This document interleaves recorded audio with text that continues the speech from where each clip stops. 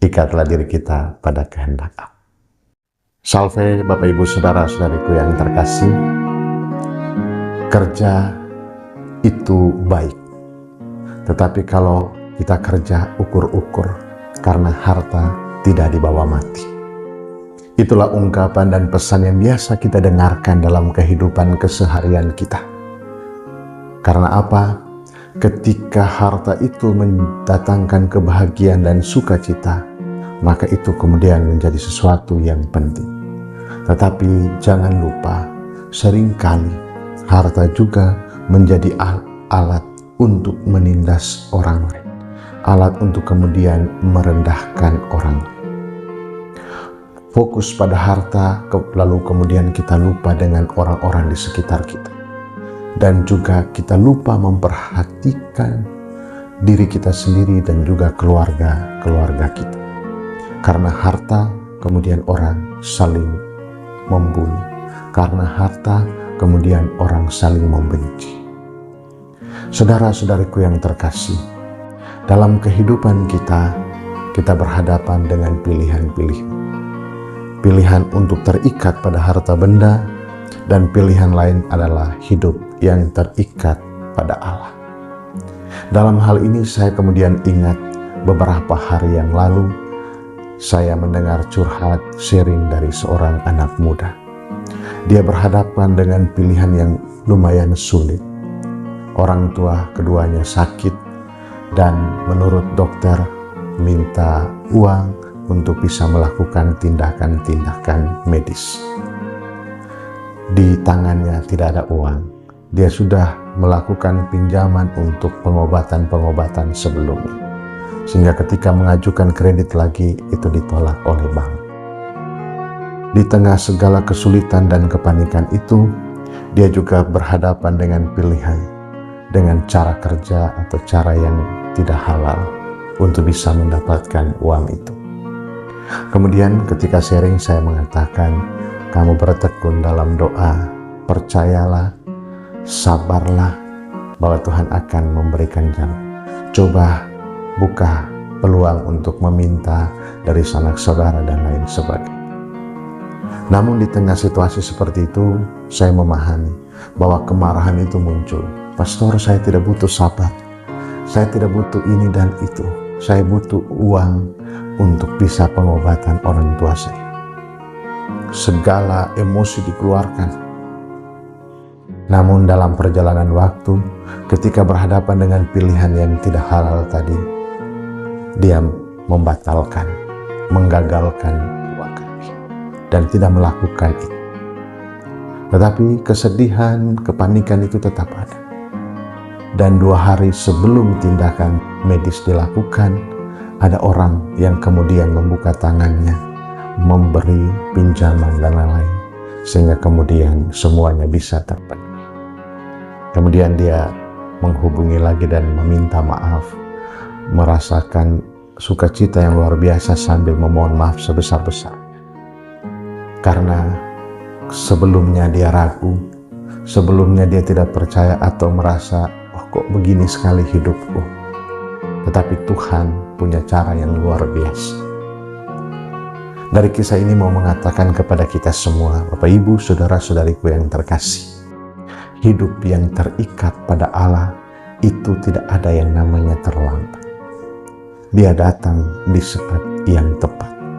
Meski kita manusia ingin buru-buru, kita manusia ingin cepat semuanya beres, tetapi Allah tahu saat yang tepat untuk memberikan yang terbaik buat kita. Maka dalam bacaan Injil kita dengarkan tentang perumpamaan seorang bendahara yang tidak jujur, yang mengisahkan bagaimana dia menghabiskan segala harta dari tuannya, dan kemudian ketika tuannya meminta pertanggungjawaban, lalu dia dipecat.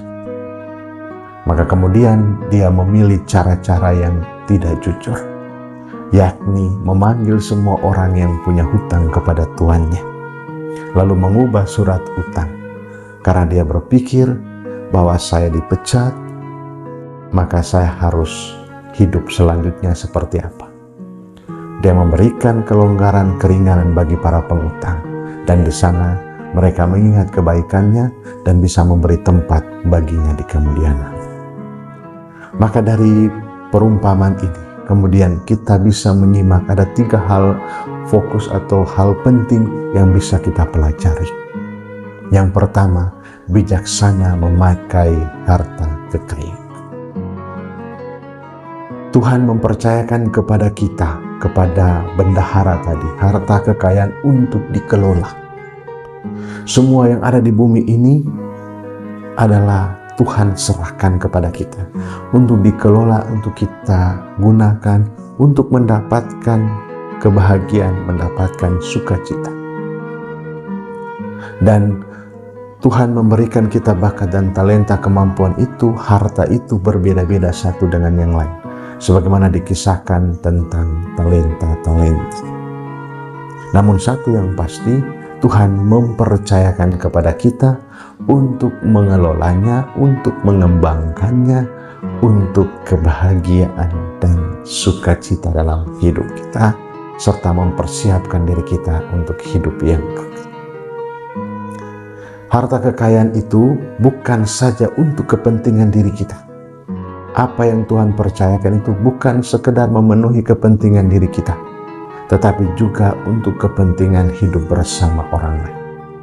Maka tadi saya katakan harta kekayaan itu untuk menjadi sarana yang mendatangkan kebahagiaan. Caranya apa? Bisa mempekerjakan orang, memberi upah yang selayaknya, menghargai orang, dan bukan menjadi alat untuk menindas. Maka Amos dengan tegas mengatakan bahwa harta kekayaan itu bukan untuk menindas kaum-kaum miskin, tetapi justru memberikan kepastian dan harapan bagi mereka untuk memiliki dan mengalami rasa nyaman dalam hidup, merasa bahagia dalam hidupnya. Yang kedua adalah Tuhan Yesus meminta para muridnya lewat perumpamaan ini untuk setia. Barang siapa setia dalam hal-hal kecil akan kemudian bisa merasakan dan mengalami dan bertanggung jawab atas hal-hal yang besar. Yesus mau mengatakan lewat perumpamaan ini kepada kita semua, kepada para murid, bahwa apa yang dipercayakan Tuhan menuntut kita untuk setia, mengelola, mengembangkannya. Kesetiaan kita dalam hal-hal kecil kemudian mempersiapkan kita untuk hal-hal yang besar. Maka ketika dikatakan kok dia tidak jujur, kok dipuji Tuhan. Karena apa? Kesetiaannya pada harta benda tadi dan menggunakan cara-cara yang cerdik untuk bukan sekarang ini, tetapi untuk masa depan hidupnya. Kalau bahasa lain kita mengatakan, kalau harta duniawi saja kamu tidak bisa kelola dengan baik, dengan cara yang cerdik atau cara yang luar biasa, bagaimana kamu mempersiapkan untuk harta surga? Maka kesetiaan kita pada hal-hal kecil kemudian menghantar dan membantu kita untuk hal-hal yang lebih besar. Maka yang kedua, ingat, setia. Yang ketiga adalah loyal. Bacaan suci mengisahkan bahwa tidak mungkin satu orang mengabdi pada 2 tuan. Ketika dia mengabdi pada fokus pada yang satu, maka kemudian mengabaikan yang lain. Maka kemudian menjadi pertanyaan, kita mau loyal kemana? Yesus mengajak para murid dan mengajak kita semua untuk loyal kepada kehendak Allah. Mengikatkan diri kita pada Allah, bukan pada harta kekayaan. Jadi ketika kita mengikatkan diri pada Allah, maka kemudian kita bisa menggunakan segala harta benda ini dengan baik. Karena ketika kita membalikan itu, kita fokus pada harta benda, lalu kita lupa bersyukur pada Tuhan, kita lupa sesama yang ada di sekitar kita. Maka loyalitas itu dibutuhkan supaya kita menempatkan Allah di atas segala harta benda kita. Ingat kata-kata tadi, harta tidak dibawa mati. Maka loyalitas tadi menuntut dan menghantar kita untuk mempersiapkan diri pada kehidupan surga. Bapak, Ibu, saudara-saudariku yang terkasih, kita semua ingin mendapat keselamatan, kebahagiaan, terlepas dari segala tuntutan dan lain sebagainya. Bacaan suci mengantar dan mengajak kita semua, sebagaimana pesan Rasul Paulus, untuk menaikkan syukur dan pujian, rasa terima kasih kita dengan tangan terbuka, dengan hati yang kudus, tanpa kemarahan, tanpa kebencian. Kata-kata ini menyadarkan kita bahwa kadangkala kita berdoa tapi kita marah karena Tuhan belum mengabulkan doa kita, sebagaimana kisah orang muda tadi. Kita berdoa tetapi kemudian dengan kesedihan dan menuntut. Rasul Paulus meminta kita untuk datang dengan tangan yang kudus, tangan yang terbuka, menaikkan pujian, menaikkan permohonan. Karena Allah tidak pernah terlambat untuk menolong kita. Ketika kita datang dengan segala permohonan kita, di sana kita menyadari bahwa Allah memberikan kesempatan kepada kita semua untuk mempersiapkan diri. Bukan untuk kepentingan diri saat ini, tetapi untuk perjalanan kita menuju kepada hidup yang abadi. Fokus bendahara yang kita dengarkan dalam bacaan bukan karena pemecatannya, tetapi kemurahan hatinya mau mengatakan supaya orang-orang hamba-hamba yang berutang itu menyadari Tuannya itu maha murah, Tuannya itu baik karena memberikan keringanan bagi mereka. Bukan lagi tentang dirinya. Dirinya adalah supaya dia bisa dapat tumpangan. Karena dia sendiri mengatakan, mengemis aku malu, mencangkul aku tidak bisa. Saudara-saudariku yang terkasih, saya, Bapak Ibu, Saudara sekalian, adalah bendahara-bendahara zaman sekarang. Kita mendapat tugas dan mandat untuk mengelola segala harta kekayaan yang Tuhan percayakan kepada kita.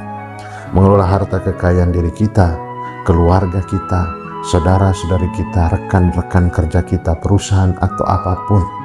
Tuhan percayakan kepada kita untuk kita kelola dengan baik.